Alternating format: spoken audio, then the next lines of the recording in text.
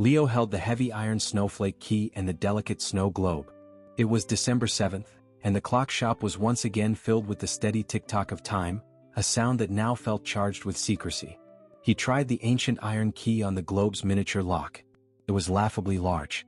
The iron key was clearly meant for something grander, something real. The lock in the globe, however, needed a key the size of a grain of rice.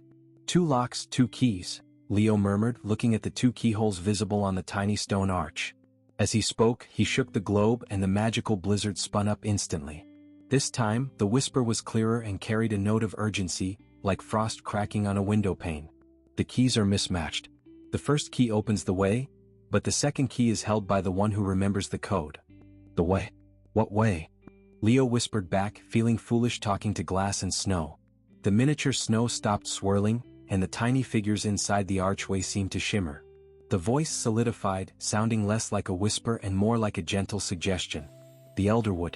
The Guardian. She remembers the year the bells were silenced. Leo's mind raced. The Elderwood was the dark forest surrounding his cottage. The Guardian? Who was the Guardian? Then a familiar face came to mind. His grandmother. She was the oldest person he knew, and she spoke of the forest like it was an old friend. He found her in the kitchen, carefully measuring spice for the day's baking, the smell of ginger hanging warm in the air. "Grandma," he started, clutching the iron key hidden in his pocket. "Do you know who they call the Guardian in the Elderwood?" She paused, looking at him with those twinkling eyes that always seemed to know more than they let on.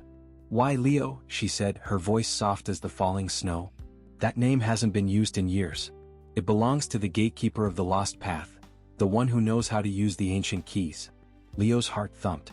"And do you, by any chance, remember the year the bells were silenced?" His grandmother didn't hesitate. She looked toward the silent grandfather clock in the next room, then back at Leo.